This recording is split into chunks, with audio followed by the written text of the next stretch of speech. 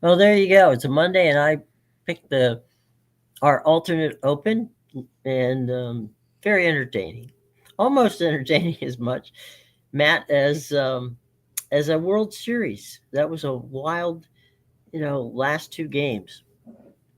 Yeah, it was. I mean, it just a seemingly improbable win from the Dodgers when Hmm. they come back to Toronto. You got two games in Toronto. Like you feel like Toronto's playing with house money when they're coming back. They Sure. won that. They won game one. They won the decisive game five. Like both of Hmm. those games are considered like heavy swing games in terms of the way the series is going to go. Right where the momentum lies. Yeah, and Blue Jays won both of them. It just didn't matter for the Dodgers. They were resilient, better overall pitching staff. Said that a lot. But like when they got to the moment, and I think back to the extra innings game, the 18 inning game too, Hmm. because I got a very similar feel in that game seven when they went to extras. Is the Dodgers were putting pressure on the Blue Jays and their pitching staff, whoever Hmm. was coming out, and and the Blue Jays just really couldn't manufacture the same amount of pressure once they got into extra innings in both of those extra inning games. Hmm. I mean, you've got a game seven where each team has a guy thrown out at home plate. I mean, it's just, and the Dodgers did something. I think they only used one reliever. Everybody else was a starter. Yeah, I know that Justin Robleski was the. I know he was used as a reliever early. I don't know if they used anybody on the back end. They may have just went Glass No, now. they didn't. They didn't go any. That was the only other pitcher that was Yeah. pitched. It, funny enough, Justin Robleski, 2 years older than me, went to the same high school that I did. Had Really? class with him. Yep. Um, but Now yeah, you know how to go for tickets. yeah, yeah. Um, but I mean, they relied on their starters. Their starters were their best arms all season, Yep. and their starters were the arms they went to when they needed them most, as they should have. Yamamoto, pitching on that short rest, that was incredible, Hmm. really good. So I mean, Dave Roberts managed that game correctly. You Hmm. felt like, and I go back to the decision, and I get the decision, and I understand why. But you look back in hindsight, and this wasn't the only time that it happened. It happened in the other extra inning game for John Hmm. Schneider. But he pulled Bo Bichette for Isaiah Kiner Falefa Right. because he was in favor of Kiner Falefa's speed. Kiner Falefa was the one that got thrown out Right. by the force out at home because he Right. didn't give enough secondary jump. So you subbed one of your biggest bats um, for a guy who wasn't swinging it all that well in favor of his speed, and his speed didn't even pay off either. Yeah. I mean, to your point on the little things, remember that they swapped out center fielders with Perez in the Hmm. for defense, Yeah, and look, much wasn't said of it until he makes that miraculous catch like Spider-Man, um, and goes up above Kiki Hernandez and knocks him down. mhm. I honestly believe, I don't know about you, but had he not caught it, I don't think that Kiki makes the catch. No, I doubt that he does. To be honest with you, Kike looked very lost. Pages looked like he was tracking the ball. Well, Um, that's exactly what happened. yeah, Yeah, so you're right on it. That and the fact I don't think Kiki I don't think he turned and he went straight at the wall. hmm And I'm thinking, he's not going to catch it. I mean, he's mm, literally a foot away from the wall, and no, he's still got his back turned to home plate. And what's he do? Make it, Willie Mays basket catch? I mean, not off the wall, no, but no. I but mean, you're right. It was like that they take, and a lot of people don't realize that, Matt. You got brought up a good point that if you're an outfielder, you know, unless the ball's hit right at you, you have to track it like a wide receiver. hmm Where's the ball potentially going to land and make that play? yep, yeah, And that's, I mean, I agree with you. He was Kiki, who is he's a good outfielder, but mhm, he spun either left or right or whatever, but he was headed to face plant in that wall and lose the game. yep, he was. I will say that the Blue Jays, when they are able to finally like reflect on what happened, Mm-hmm. they've got to be just sit there and go, what the hell happened? How did we not win this series? Well, they I were the better team. Yeah, and I mean it's an extremely valid question. You go back, you have a chance, bottom nine, Mm-hmm. game six, runners on second and third, one out. Mm-hmm. You hit a pop fly, you tie the ball game up. That's Right. it. Instead, you get doubled off at second on a liner to left, and then you go back bottom nine, tie ball game, game seven, one out, bases loaded. Mm-hmm. Just get one to the outfield, play some situational hitting, Right. and they didn't.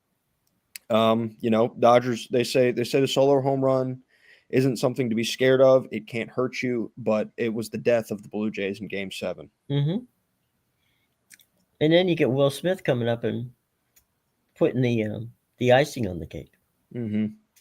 You got a guy in the ninth inning who's batting what 225, 230. I think it was 125 Oh, was it? Oh, in the yeah. postseason. And in his post game interview, they talked about the fact that he just was in tears, going, I've been with my hitting coach every every day, and it's one of those things where I just hope that someday, sometime, I'd be given an opportunity to be in a game winning situation. Well, dude, you wanted a game winning situation, you got a game winning situation. And he hit the ball. And they asked him, were you trying to hit home run? He goes, no, I was trying to get a single to get guys in. Mm-hmm. So, Yeah. I think that clearly the Dodgers were not the best team, but they knew how to win. And regardless of whether you're good or bad, knowing how to win really is a good way of doing it. Yeah.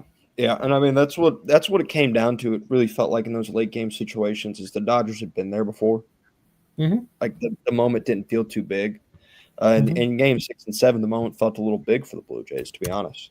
Mm-hmm. Like both of the scenarios that they put themselves, not scraping across one run when you have Mm-hmm. second and third, one out, and you have bases loaded, one out in the World Series, in a decisive moment in both those games in the World Mm-hmm. Series, and to scratch across nothing. They got 0 runs out of either of those scenarios. Right. It's inexcusable baseball, really, from the Blue Jays. And as much as it's inexcusable baseball from the Blue Jays, it's good situational pitching from the Dodgers as well. And they Mm-hmm. being able to at least in game 7, I think about the situational pitching and the way they were able to get the outs that they needed, forcing Mm-hmm. ground balls. Alejandro Kirk, you got him to ground into the double play. Mm-hmm. You got the ground ball to Rojas where he was able to make that play at the plate. Mm-hmm. So it's the situational baseball, and the Dodgers were a better situational baseball team in the ninth inning in game 6, and they were a better situational baseball team from about the 8th inning on in game 7. Mm-hmm. And you just sit there and go, the Blue Jays were the better team. The Dodgers win the World Series. Mm-hmm. Uh, and that happens a lot. So, and not just in baseball, but in football and basketball and other sports. It's sometimes the team that has the grit and has the experience ends up beating a team that they should have lost to.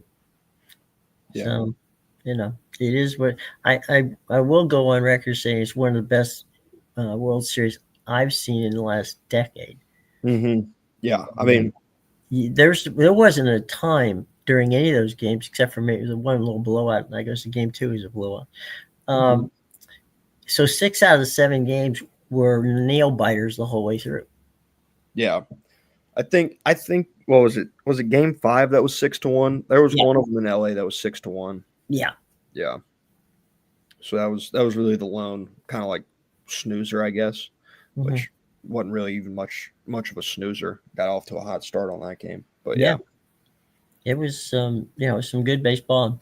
Just mark your calendars, everybody. 100 days until spring training Mm-hmm. for your team, hopefully. All right, Yep. moving on. Saturday. Interesting day The Gators in Georgia played a heck of a game, um, and you know it was interesting because Langway, he just couldn't seem to hit the guys that were open. I don't know why, but he short armed it, or he overthrew them, or whatever. Yeah, You know, and I Georgia came away from that game. You that they could have lost that game mhm. just as easily as they won. So what I said all of last week was that Florida still had the talent and that Right. they very much could hang with this football team, Hmm. especially the way that football is now. Um, I said what I think when I broke it down, I said they would probably keep it close and Georgia may create some distance in Hmm. the second half. That didn't happen. The highlight of that game, or at least the highlight of that game for most of your common fans and the way people view it, is going to be the refereeing. Hmm. And they view the refereeing as once again going heavily in favor of Georgia. There is a certain aspect of people not being able to put the blinders on and look at things objectively. Because I go back to I look at the catch call in the Florida game Hmm. and the non-touchdown call in the Auburn game, Hmm. because those are the two that people talk about most often. And I think about the way the game is refereed now. It feels like now more than ever, refs are inclined to let a play go on or make a Hmm. call with the feeling that they can be saved in review. Like it feels Hmm. like they call a game very safe. So, in Auburn, they let that play go. There wasn't enough to overturn it in replay. Hmm. Same thing with the catch on Saturday. There wasn't enough to overturn it in replay. Hmm. So, you can complain about the referees all you want, but the matter of the fact is, when I look at those games, I can't remember what coach said it, but there was one coach that said it in the past couple of years. They said if the way you played allowed the game to be decided by one call, then you didn't play well enough to win the game in the first place. It was Saban. Yeah. So that very true, because yeah, Florida didn't get that catch, but they still had the football. They got the football right back. Like they still Hmm. had more downs to go out there and get it. They didn't do that. They didn't convert when they had the ball on their side of the field or in Georgia territory late. They didn't kick a field goal. They went for it on fourth. They didn't get it on fourth down. Hmm. Really, the only time Georgia bowed their neck. So I think that people complaining about the referees, and it's not just that game. It's people were complaining about a pass interference call in the Clemson and Duke game, and Hmm. they're like, look at how Clemson got robbed by this pass interference call. And it's like, well, yeah, that's true, but then Duke also had to go get the 2-point conversion after that. Right. They also had to score the touchdown. That pass interference didn't give them the touchdown. It Right. definitely didn't give them that 2-point conversion. No, So and speaking as a Florida fan, um, I had no beef with it. I mean, I thought, you know what? The only thing that bothered me was just the damn game was so choppy. There yeah, wasn't any flow to it. It was like, I'm watching it. It's like it's not anything to get excited, frankly, or anything to get upset about. I yeah, mean, it was just a messy game. But to the credit of Georgia, they they won what in essence was an ugly game, yeah, and they'll take the L, and they'll move on. You yeah. know, and so yeah, as a Florida fan, I don't see. I truly don't see how you make arguments about how the ref cost you the game. They didn't. And I think my thing is that now it's just such a tired thing for me. And I'll say this, and then I'll actually get to the football aspect of the game. Is fans, no matter what team you root for or anything like that, they always point to, like I think I saw yesterday, it was a Miami fan page had made a compilation of like 4 missed calls, and you can't see me, but I put missed calls in air quotes there, 4 Mhm. missed calls that they had that would have helped Miami out on Saturday against SMU. Like you didn't lose that football game because you didn't get those 4 calls. You lost that football game because you didn't play a complete 60 minutes. So you lose, it's the ref's fault. You win, the refs called a perfect game. it is what it is. It's just one of the more tired because it happens every time somebody loses a football game. It's how can we blame the referees? How can we blame somebody else? Before we move on to talk a little bit about the Clemson and the other games that we were just talking about, I can tell you that Florida's search committee is made up of Tebow, Spurrier, Urban Meyer, and they brought a guy in from CAA who is basically a recruiter for college coaches, and they do analytics on them. They do everything. So that's your group. Scott Strickland will make the final decision once they bring it to him, and we'll go from there. But I do know that Spurrier received a call from James Franklin asking if there was a possibility that, and I shouldn't say Franklin, it was Franklin's agent called him, and asked if they would consider interviewing him. And to the best of my knowledge, Spurrier said, "Of course, we're not going to rule anybody out." So, that's where that is. There were a couple things over the weekend where, to your point the other day, suddenly LSU went from the hottest job on the planet to the one job you don't want on the planet. Because I saw so many stories over the weekend about, the disaster at LSU, and that, they don't have an athletic director, a coach. You can pay them whatever you can pay them. But if you don't have an AD, it's going to be tough to hire those other coaches that you need on your staff. Yep. Yeah. I mean, have they even compiled a search committee yet at LSU? Nope. I didn't figure they had. One final note on, you said DJ Lagway missed some passes on Saturday.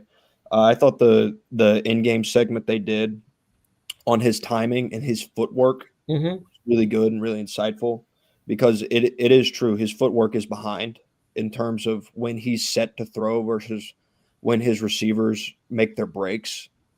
He's behind by probably half a second in terms of when he's ready and when they're ready. So I think that's probably a contributing factor. And honestly, something I'm surprised they haven't really tried to speed up on him in his time there. Because when you watch the breakdown that ESPN did during the game, it's a glaring issue that you can see. It's not something that's I didn't even notice this in the game. You watch it and you're like, okay, yeah, he is pretty slow in his drop back. And that's from the shotgun. Yeah. I don't think, I'm trying to think. I would say maybe and I might be a little high, 75% of his passes, I never saw him set. It was like he's throwing with his arm and not putting his body into it. And and you're not gonna, maybe you'll get a 5 or 6 yard completion to your tight end, but you're damn sure not going to go downfield when you don't launch the ball, with everything you got to launch it.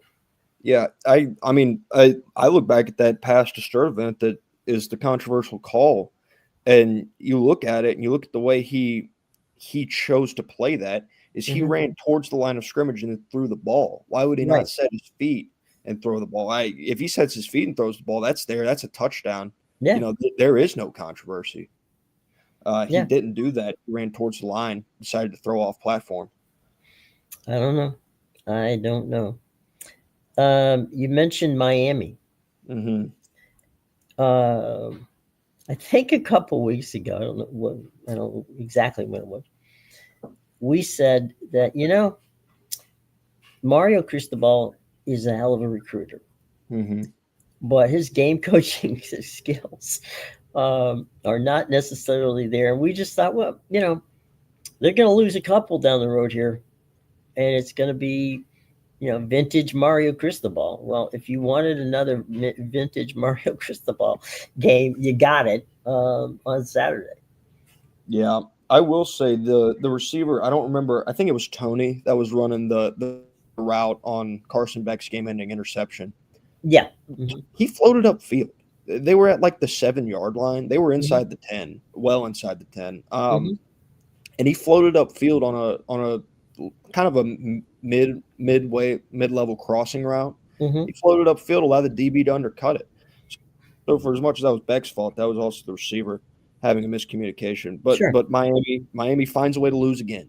Mm-hmm. Down the stretch, that's been Mario Cristobal's calling card. Mm-hmm. Not only this year but last year as well. Kind of in his time as a major college coach, because he did it at Oregon. Man, there are some high highs with Mario Cristobal. You Mm-hmm. think back to his time at Oregon, they went into Ohio State, they beat Ohio State, then they couldn't beat Washington. Mm-hmm.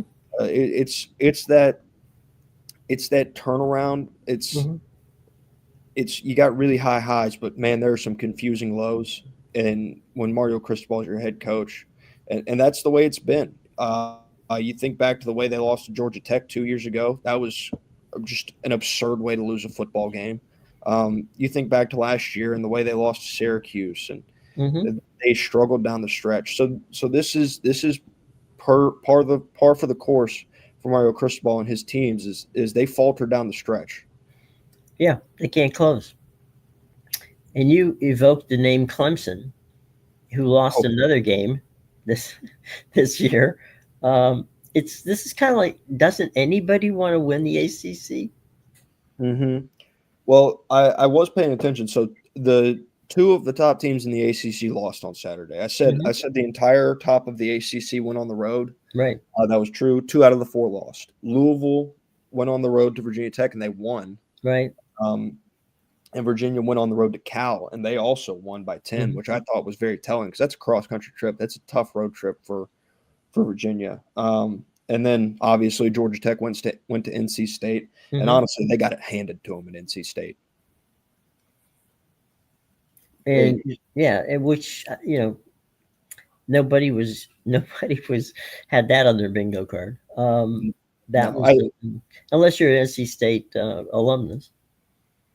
I thought that NC State had a chance to win the football game. I felt kind of good about an upset, but I wouldn't say good enough to be like, yeah, NC State is winning this football game. I was surprised in the fashion that NC State won that football game. They got Georgia Tech at arm's length fairly early, and they kind of kept them there throughout the majority of the game. Well, and the other aspect to all of this is that, is there really a dominant team in college football at this time? I don't see it. I mean, maybe it's Ohio State, but that's your closest answer is going to be Ohio State. Yeah. And you're still going, I don't know. Maybe not. I don't know. It was 14-17.5 with Penn State. So there's it's nobody has shown that they are a juggernaut and they can't be beaten, which, it doesn't typically happen like that anyways.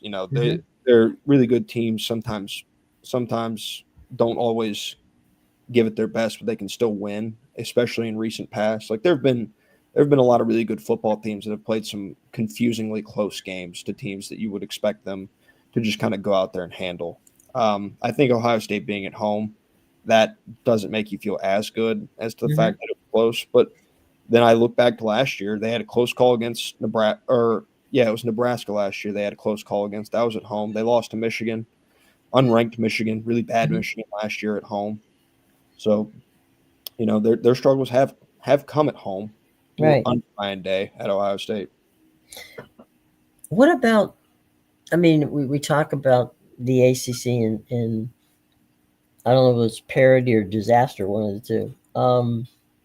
But over in the Big 12, you're looking at BYU and Texas Tech cracking the top 10. Mm-hmm.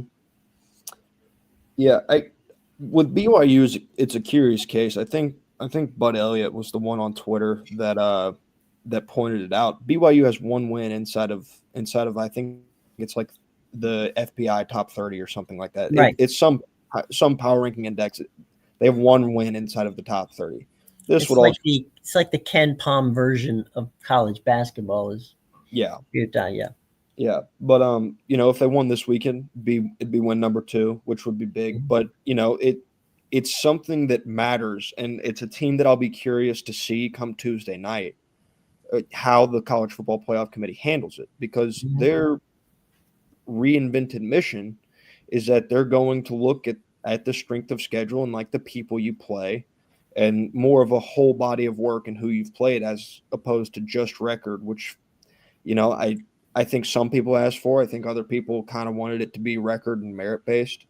I don't Mhm. know. But it is something that they're doing this year. And so it's going to be a very curious case how they handle some of these teams that maybe haven't lost as much as others, in the Big 12 and the ACC schools compared to some of these 2-loss Big 10 and SEC schools. I'm curious kind of where they place them. Yeah, it's gonna be interesting in the Big 12. Parity, not parity, whatever. Um, they just seem to keep you know changing the who's on top and making it an interesting league to watch, frankly, because you just absolutely have no idea. You know, one team can be a 10-point favorite and lose by 14, so you just have to pay attention. But it's very interesting to me about how the whole process has played out so far. Yeah. So, what was I going to tell you now? All right, well, excuse me. We is there any other college football? Yeah, Hugh Freeze, yeah, your that buddy was Hugh gonna be the Freeze other is gone. Uh, man, buddy, did he earn every bit of that? You lose 10-3 to Kentucky at home. You earned your firing. I mean, he earned every bit of that $15 million buyout he's getting. It was actually funny. It was broken by somebody posted on Twitter. I think it was 2 or 3 hours before the official announcement even came out that Hugh Freeze had canceled his 1:30 p.m. standing tee time at the Auburn University Country Club or whatever they call it. Mhm. I don't remember the exact name, but he had a 1:30 p.m. standing tee time every Sunday, and it got Mhm. canceled. And that was actually kind of what broke the news that something was happening at Auburn Mhm. yesterday. A crazy way to do it. Yeah, yeah, that's the old. Um, there's the old routine when uh, people are deciding who's going to be coaches. They often watch the airports.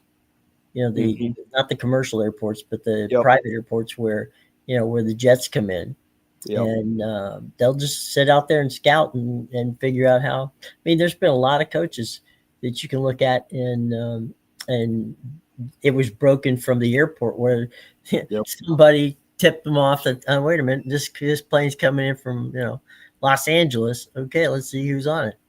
Yep. And I Uh, mean that wasn't the only P4 opening that opened this weekend. mhm, Maryland also did as well.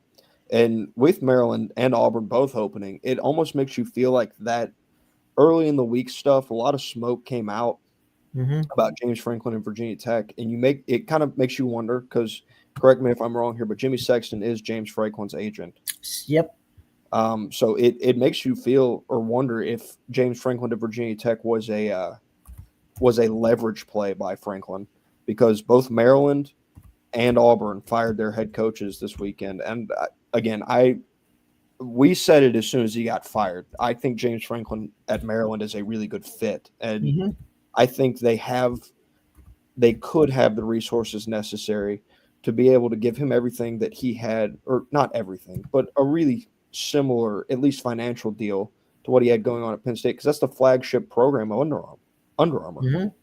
So that's a really good fit. You know, I wouldn't be surprised if he has some interest in Auburn as well. Yeah, I mean, if if you're looking at potential from a standpoint, if you're James Franklin, where do I go where I can get what I want? That's Maryland. If Hmm. you're going to someplace where in 2 years they're going to fire you because you don't do what they want, go to go to Auburn. Yeah, Um, Auburn's coaching staff, the shelf life of a coach at Auburn is what, 3 or 4 years? after Gus, it has been. Right. Which, and you can. I'm fairly certain I remember this correctly, but Mhm. in Auburn's last couple of coaching searches, coaching firings and searches, their Mhm. boosters have been heavily involved, Yep. and it's kind of led them down some paths where they didn't necessarily feel like they ended up with the best candidate. I'd be very curious to see just how involved those boosters will be. If they're heavily involved, I still don't think they're probably going to get a home run hire. To be honest with you, I don't think that head coaches boosters are part of it, and they will always be part of it, Mhm. especially in the SEC. But these coaches that have these boosters, they see these boosters that are over involved, and that's the way they were described. They were described as over involved in those Mhm. previous coaching searches. That's not something that's appealing to them. Regardless of what you have going on, regardless of how many seats your stadium has or how good your NIL fund is, nobody wants a bunch of people that have never done it, have only ever been around it in more of like an auxiliary capacity Mhm. of football, telling them how to run their program. And that's understandable Mhm. because that's kind of what these people do. They come in here and they have an idea of what Auburn football should be and what Auburn football's message is. And Auburn football they don't have a culture. They don't have a distinct message like this is Auburn football. What they have is a couple failures of a head coach, two guys they ran out of town, and this last guy who just stunk it up so bad they had no choice but to fire him. Mhm. So you run Gus Malzahn out of town, and then you follow it up by creating a fake scandal with Brian Harsin in order to fire him, Mhm. uh, in an attempt to fire him for cause. So and now Hugh Freeze was just so bad they couldn't bear keep him on any longer. So it's not again. You look at these places and you're like, well, how would you not want to take that job? Well, you got to look at what's going on behind the scenes. I Mhm. don't want to go to a place where the governor of Louisiana is going to tell me how to run my football program. The Mhm. same way I don't want to go to Auburn and have the big wig boosters telling me how to run my football program. Well, and the reason that both of us thought the University of Maryland was the right place is because literally they will give James Franklin whatever he wants. Yeah. Um, and Kevin Plank will pay for it. Mm-hmm. And he'll write you the check, whatever you want, you can get it. And and it and the expectations at Maryland has never, ever been, and we're talking about football now, not basketball. Um, if they fired Ralph Friedgen, um, who James Franklin was his assistant and supposedly the coach in waiting. And Friedgen had the year they fired him. Friedgen had a 9-win season, but Mm. there was a problem because of the president of the university. She was leaving, and the athletic director was on his way out, and so there was nothing but tumult there. And Mm-hmm. so then they bring in Wallace Lowe, who was the president of Iowa, and they bring him in, and so he brings in a coach, and the expectations have never been big, but the amount, it's like a sleeping giant. They could be big if Mm-hmm. James Franklin shows up, um, Yeah. because he knows the area. He Mm-hmm. recruits that area, ridiculously. So you could plug. I could see James Franklin getting plugged in at Maryland, win 8 games, and they'll throw him a parade in the middle of Annapolis. He goes Mm-hmm. down to Auburn and wins 8 games, and they may be looking for another coach by the time he gets off the bus. Yeah. Yeah. I mean, the fit at Maryland feels right for James Franklin too, Mm-hmm. and through all this coaching, like because so many people have fired their head coaches now, like an Mm-hmm. unprecedented number have fired their head coaches now. So many powerful of them that it's almost seemingly made all of these other programs kind of bloodthirsty in a way. Mm-hmm. Like Yeah. Tennessee's now talking about there's been people tossing things around on message boards like, should we be concerned with Josh Heupel? Like, what do we think about Josh Heupel? Josh Heupel's got Tennessee to places that Tennessee hadn't been in a very long time. Right. I'd calm down the talk on what do we think about Josh Heupel. I think the same thing could be said for Miami and Mario Cristobal. Mm-hmm. Don't fire Mario Cristobal right now. What we No. talked about in the way his teams have faltered at the back end of the season, a legitimate concern. but you're not going to find anybody who's going to come and do what Mario Cristobal has done at Miami. Same thing with Tennessee. There are these places that are good that I think just expect greatness year in and year out, which greatness year in and year out shouldn't be your expectation, I think, in this day and age of college football. So be happy with what you have if you've got a really good, consistent winner, because a lot of times your quest to go from what you believe is good to great often ends up good back down to real bad for a while. I'm going to evoke his name because I spoke to him and I don't think he'll be mad. Joe Zagacki. Joe, for those who don't know, has been the voice of University of Miami sports and for, oh goodness, at least 25 years, maybe longer. So he was there at the good times and now, then the bad times and now Cristobal. And he basically told me, he says, there's no, Cristobal, of all the coaches in the state of Florida, he probably has the safest job. Yeah. Miami has no interest in getting rid of him. The boosters love him. His players love him. Mm-hmm. They just, right now it boils down to, can they stop the self-inflicted wounds that they seemingly come up with? Yep. But you go out to Oregon, right? You ask anybody in the old Pac-12 who they didn't want to recruit against, and it was always Cristobal. Yep. He got kids out of Southern California that Southern Cal couldn't get. Yeah. So he's a hell of a recruiter. And he's become a quarterback whisperer, which is kind of a curious thing. But, he's gotten guys out of the portal who are, legit starting quarterbacks. Yeah. Yeah, I mean, his ability to recruit the portal has been very good as well. Like he hasn't really missed in the portal. Both quarterbacks he's brought in the last 2 years, so he's done a really good job there. I mean, people don't realize this. Malachi Tony's a freshman. Not only is he a freshman, it wasn't like he was a 5-star coming in; he was a 3-star coming in. Yeah. And this guy's a one of, if not the best receiver on their team. Yeah. He's a freak. So, they've got legit guys. They can recruit, they can evaluate, and they can develop. All things are true. They've just got to figure out how to put together a complete season. And if you go down to Coral Gables and, you're a high school kid and you're going to Coral Gables to take a look at the University of Miami, which is, of course, a private school, it's the combination of Miami, the area, and Cristobal, the coach, makes it almost impossible not to want to come back, and play at Miami. Yeah. And remember, he's got all the U guys that will come in at anytime he needs them to help close the deal.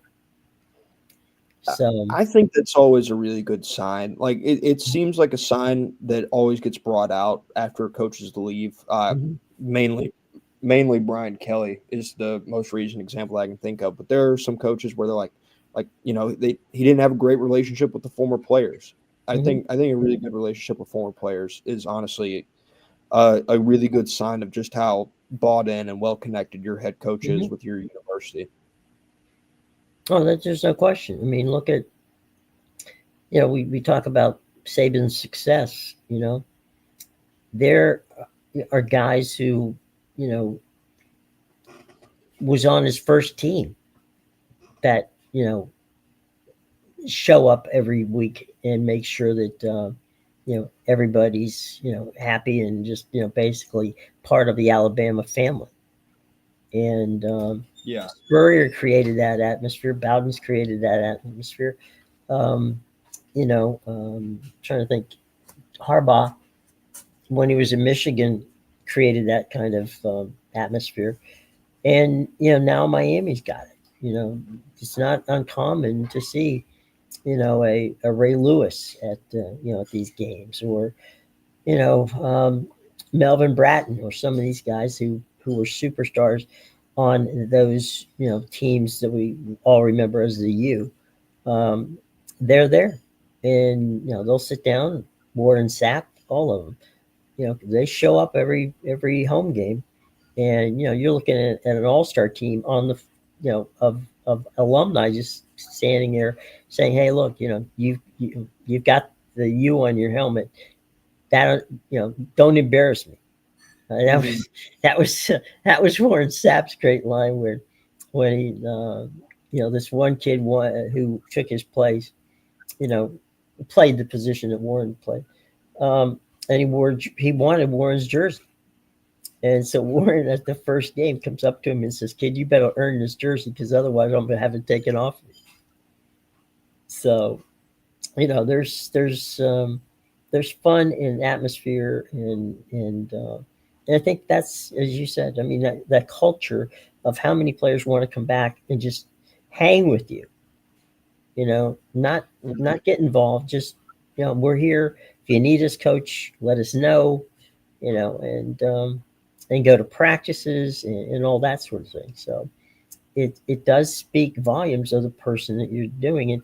And I think athletic directors, who are looking for the next, shiny,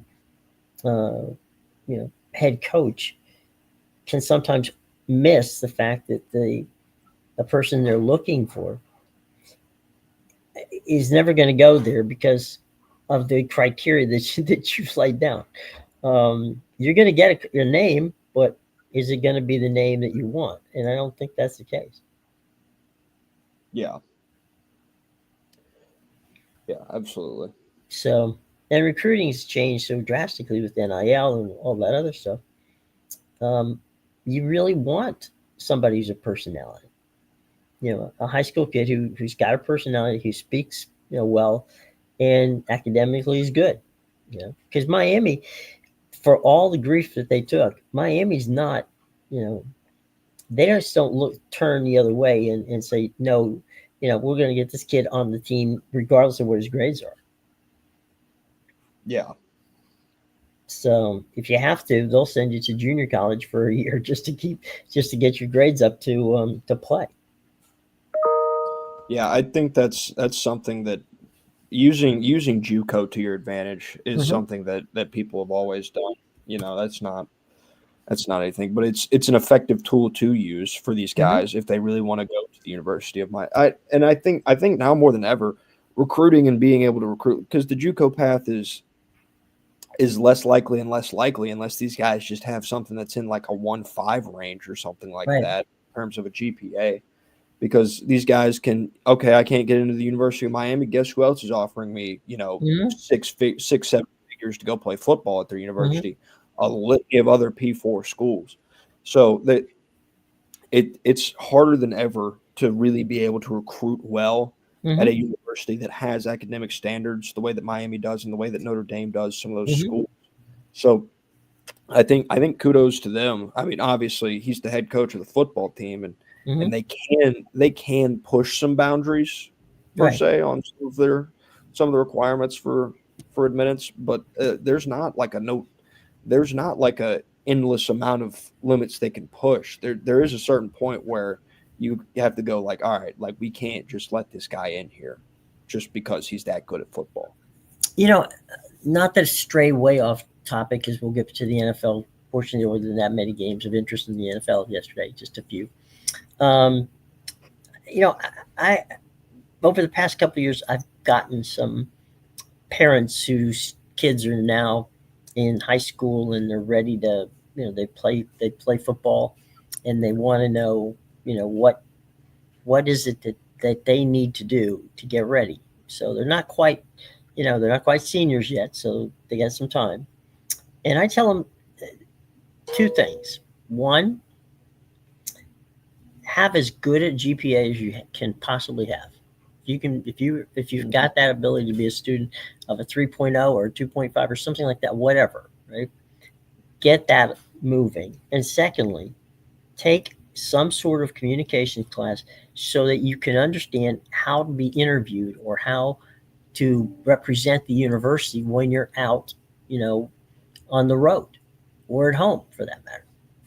Because if you've ever looked at a college, I mean, there's the perception that they're dumb jocks, okay, and some of them obviously are smarter than others, but you look at a playbook, it's like stuttering Mandarin. Okay, you've got to know an entirely different language, and that's something you can't just hope the guy picks it up. Yeah. So Yeah. it's something to be looking forward to. So, any other games on Saturday that caught your fancy? Oh, I mean, all of them really were like that night slate was really good. Hmm. Every slate was really solid. I think noon slate maybe had it was a bit of a snoozer, but you go back to that night slate, you get that Auburn Kentucky game. Well, although it Hmm. was ugly, boy, it was funny. Hmm. Mississippi State Arkansas, good game. Mississippi State got their first conference win since when they played Arkansas back in 2023. Wow. I think they played in October of 2023. So it's been a while since they got their first conference win, but they're back on the board. Kind of similar scenario for Kentucky. They hadn't had a conference win since they beat Ole Miss last year in week Huh. 3. So they're also struggling. Arkansas is now on a run of their own conference losses because Arkansas's last conference win, Mississippi State last year. Oh my So God. there's three bottom feeders in the SEC that are just kind of Kentucky's just knocking off random ones, just kind of whenever they feel like it, apparently, to get their conference wins. But Arkansas and Mississippi State are just trading punches back and forth every year on who's breaking the conference losing streak recently. Hmm. It's a wild situation, and it's not going to get any easier. That's for damn sure. Mm-hmm. Um, let's pop over to the NFL yesterday. Bengals Bears. What a wild game that turned out to be, huh? Yeah, that was ridiculous. The Bengals players, offensive skill players specifically, both Jamar Chase and Chase Brown, Hmm. came up after the game and they were critical of the defense. Hmm. I think that's understandable. They gave up 47 points in an NFL football game. And that's ridiculous. You're not gonna win a lot of games giving up 47 points. No, especially not when your team gives you 42. They they, Right. they let them. They went up. They went up with like 16 seconds left in the game. Hmm. Right. All they had to do was just like some kind of like even if you just ran prevent and let them go down there and kick a field goal, I think you feel better about that than the way they Yeah. lost. I mean, that was disgusting. So they were critical of them. I think there's going to be a lot of people that take a lot of issue with the way they handled that, Hmm. and I think it's understandable. But at the same time, you can't. You understand those guys' frustrations. I mean, they go out there, they give you 42, and you give up 47.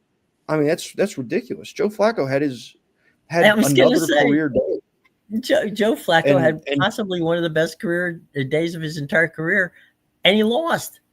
hmm and And I think at the least offense didn't do a bad job. I mean, they did everything right. no.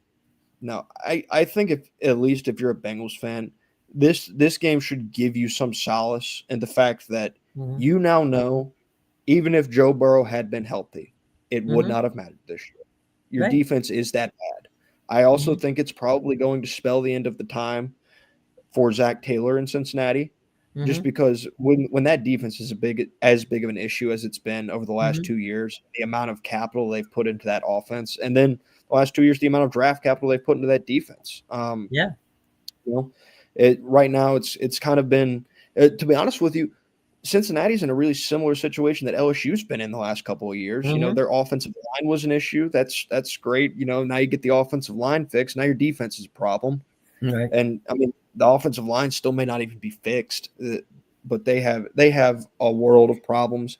Zach Taylor hasn't been able to figure it out, Hmm. and it's partially on him. And for as much as it is on him, to be honest with you, I think a lot of the blame should probably be placed on the GM, who is in charge of fielding your roster here, and he's done a really bad job on that defensive side of the football. And it's probably going to get a little worse here soon because I would assume that Trey Hendrickson will be on the move this deadline. Yeah. The other thing too is that you look out and say that ownership, specifically the Brown family, who's owned it since its inception, Mm-hmm. are notoriously cheap. Yeah. And so there's players they could get that would help that defense, Mm-hmm. but they come at a price. Yep. So you force your GM to start making deals, not because he wants to, but because he has to, because ownership is not putting up the money to pay top quality defensive players. Yeah. I mean, hey, listen, the hallmark of bad ownership is constant turnover in the Mm-hmm. front office and coaching staff. So, and they've had plenty of it in Cincinnati. They've had some moments of success, but that success is never sustained because it takes the No. money to sustain the success Mm-hmm. that Cincinnati's reached from time to time, and they're not willing to put it forth. I mean, you can see that in Shamar Stewart's contract negotiations. You can see that Mm-hmm. in Trey Hendrickson's contract negotiations. Yeah. Similar things can be said for when they were talking contract with both Jamar Chase and T. Higgins. Yeah. Absolutely. Vikings get by the Lions. That was a, I don't know that you'd call it an upset, but it was JJ Hardy looking pretty good yesterday. Yeah, really, really surprised with the way JJ McCarthy played. He played well. Mm-hmm. The Lions secondary isn't fantastic. That's been pretty well chronicled this year. They've battled some injuries back there. But still, regardless of the health or skill level of the Lions secondary, that's still a really good football team that you went on the road and beat. Yep. Let's jump over to your Falcons there. A missed extra point, really? Isn't there anybody in the state of Georgia that can kick a football? Yeah, apparently not. I did a write up and I dove into some of the stats on Quick, kind tell of them the where they can find it. We want to make sure that people read it. Sports Talk Georgia should be on the homepage. It Okay. is it is the Falcons. I think Lead it's the story. Falcons struggle. Yeah. Um, but yeah, they've faced a lot of the same issues. This is another outdoor game. Michael Penix's time as a starting quarterback for the Atlanta Falcons. He's played 4 outdoor games. He's 0-4 in those outdoor games. And to be honest with you, when I started diving into some of the stats, I really thought there was going to be something that kind of stuck out as like, hey, this is kind of why you're seeing these struggles offensively, and there isn't really. I guess the biggest thing that I saw in losses is that when the Falcons have lost so far this year, Bijan Robinson has not been an effective runner of the football. Mm-hmm. In their wins, I think he averages about 6.7 yards a carry, and in their losses, I think he's about 3.7. So it's a significant drop off in his rushing production in Mm-hmm. the games that they've lost this year, and that's not exclusive to outdoor. 2 of their losses have come indoor. Mm-hmm. So there's no specific rhyme or reason, but the Falcons just keep finding ways to lose football games. They should write a book on it. They're getting good at it. It's incredible. So Indianapolis, the Colts found out that the Steelers actually on a on a on an interesting day, they literally can play. They can literally play defense, which is what they did yesterday, and JJ Watt looked pretty good. Yeah, I mean, hey, they stopped an offense that had been really good Mm-hmm. so far this year in Indianapolis. They stopped. I think more impressive than anything, they stopped Jonathan Taylor almost entirely, which Yeah. has been a near impossibility. Mm-hmm. Daniel Jones was 31 of 50. He threw for 342 yards and a touchdown, but he also threw 3 picks. Right. So, And they had they had really, one or two stripped. I think they stripped four. They stripped 4 times. I think they got one of them. yeah. And so when you combine Jonathan Taylor having 14 carries for 45 yards, Daniel Mm-hmm. Jones having 3 interceptions, that's not a recipe for success No, anyway. you're gonna They win they me only that. lost by 7 though. Yeah. Yeah, No, look, I they think only lost by Pittsburgh was 7 on the happy to get road. out of there with the win.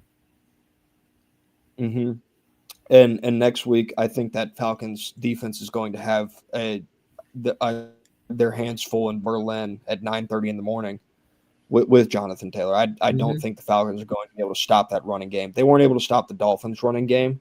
Yeah. I really don't think they're going to be able to stop that Colts offensive line and Jonathan Taylor. Yeah. It's a very interesting situation from that standpoint. Dave Canales has got Carolina playing well. They had a good day yesterday. Um, I guess the game of the day was the Colts and the not the Colts. I'm sorry, the Chiefs and the Buffalo Bills. Yeah, the Chiefs and the Bills. Just in terms of like the game itself, the Yeah, Raiders and the Jaguars was a was much a better game. fantastic. Yeah, failed 2-point conversion by the Raiders. Finished Hmm. that one off. Yeah, Chiefs Bills. Surprisingly enough, Bills last 5 regular season games against the Chiefs, they're 5-0. Yeah, The last 4 postseason games between the Chiefs and the Bills, Chiefs are 4-0. right, So Bills can beat them in the regular season. That's not an issue. right. They got to figure out how to beat them in the playoffs. Yep, yep. There's they're that team that has got your number when it really doesn't matter, and Hmm. uh, and that's seemingly what's going on with them. And I'll tell you what, there's controversy here in the Washington area Oh over yeah, why in the world is Jalen Daniels playing when you're 28 points behind, and yeah. then he goes and gets his leg injured, and it's quite possible that he may not play, for at least 3 weeks, and perhaps not the rest of the season. Um, Jim, did you actually see what happened to Jaden Daniels by I, chance? I did not. No. Okay, well he's done for the year. Okay. And it was his elbow, and Oh, that's right. I'll It was on his non-throwing yeah, arm. yeah, I'll save you the watch. He's not coming back this year. Okay. That was disgusting to watch, to be honest with you. Um, yeah, gruesome injury. Same area of the field, same team that RG3 suffered one of his ACL tears. So some deja vu there for Washington fans, Mhm. and there's two sides of it, and I'm always going to err on the side of I don't like having your best players in the football game when there Mhm. isn't a reasonable chance for you to win.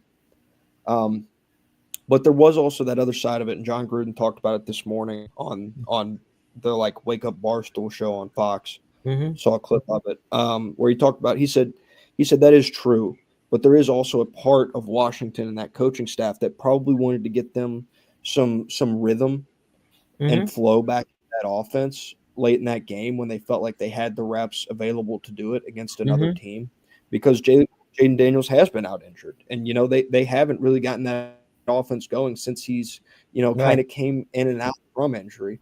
So I understand trying to get your guys reps and trying to get your flow and your feel back in a situation where you kind of feel like you have the reps available. But it was a rough injury, and it's going to be a tough look and a tough answer for Dan Quinn when he has his press conference.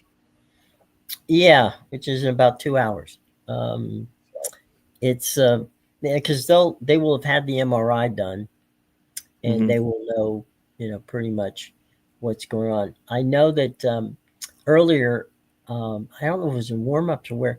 The reason I said the leg injury because he had tweaked it, and at Yeah, game time he looked fine, but prior to the game they showed some video where he was kind of limping along. Um, yeah, and so I thought when I heard he had been injured, I thought without going to stats or anything else to find out what happened. I just off the top of my head thought, oh, okay, well then it had to be his his his leg flared leg, back up. but then you brought up something I forgot, and that I had also heard that he had injured his non-throwing playing arm, and Yeah. uh, and people forget. Okay, it's non-throwing, right? But Hmm. you still have to catch the ball when the guy snaps it to you. So Yeah. that arm has to work regardless Yep. of whether or not you may think it's nothing big, but it's a big thing. Yeah. Yeah. I mean that one's gonna take a while to heal. He's probably dealing with multiple fractures, potentially some tears, if I were to Oh guess. God, that's a It was ugly looking. So I did cover the RG3 game where he injured where basically ended his career. Um, hmm and that was one of the most bizarre days that I can remember because if you recall, he got injured against against Baltimore with 2 games left to go in the season. Mm-hmm. So he's gone. He goes down to James Andrews down in the Guru in Alabama to see what's going on. They tell him of the injuries, and they say, can you play? Well, in theory, yeah, you could play, but you maybe shouldn't play. And Mm-hmm. Kirk Cousins, if you recall, who was his backup, who was drafted in the same draft as him. So they drafted 2 quarterbacks. Came in and afforded himself pretty good. I mean, he won those 2 games. They go to the playoffs to play the Seahawks. All of a sudden, RG3 wants back, does some practice during the week. And so James Andrews literally flew up to watch the game on the sidelines. Shanahan, he goes down in the first quarter. Shanahan is looking at Andrews. Andrews is looking at Shanahan, going, you know. And remember, those times they didn't have the tents that they pop up at any given time. So Mm-hmm. Andrews literally asked RG3, "I need to see your leg," Yeah. and Robert said no. Robert said, "I got to go back out on the field." And Andrews goes, "You better be careful with that leg." And he goes out there, and if you remember, nobody touched him. He literally, he took a snap, he went to cut, and he fell down. And that was it. He retore stuff, and that was the end of his career. So, I get you putting Jaden Daniels out there. That's fine. He's a competitor. He wants to do everything he possibly can to win. But at the same time, he's also a kid that's coming back off an injury. Maybe you just Mm-hmm. give him a rest and say, you know what, we got you this week. I mean, that's actually what Baltimore did with, with Lamar Jackson. He could have Mm-hmm. played the week that he took off, but they said no. It's what Minnesota did with JJ McCarthy as well. Right. So I mean, there is a certain point there, or not a certain point. A part of your job as a head coach is you have a responsibility to those players to act in their best interest. Mm-hmm. And when you send guys out there, the way that some of these guys have gotten sent out, then you're not acting in their best interest. When you send him out there for that drive that late in the fourth quarter, you're not acting in Jaden Daniels' best interest. I get it. You want to get the reps, whatever. This guy hasn't been healthy. He wasn't 100% coming into this game. Why is he playing this late? I know it wasn't his leg that he got hurt, but why is he playing this late? A guy who's dealt with injuries. So it's just a really, really puzzling decision overall, because I would be very curious to go into the thinking and the mind of Dan Campbell and that coaching staff, the conversations they had where they ultimately decided to put him back out there. Yeah. And, the players themselves have a responsibility to know your own body. And, I've seen coaches take guys off the field. I've seen coaches put guys on the field that shouldn't be. And so it's, as you say, it's a two-edged sword, right? You want to get the reps in for him because it's garbage time. You're not going to win. At the same time, you're out there and everybody's playing loosey goosey. You could get smacked down and hurt in something that you literally had nothing. It was a throwaway play. So I don't know. I'm not the coach of the Washington football team. Probably a good reason for that. But at the end of the day, you can't abuse these guys. There's only 32 of them in the National Football League, and starting quarterbacks are there's no way that that Washington moves anywhere forward with Marcus Mariota, and I mean no disrespect to him, at the helm. That takes away the running ability that gets you, perhaps some more sets of downs, makes the game longer for you, and you basically can control the ball. You can't do that if Jaden Daniels is on the bench. Yeah, absolutely. So, absolutely. Whoever's call it was, ultimately, to me, it rests on the player.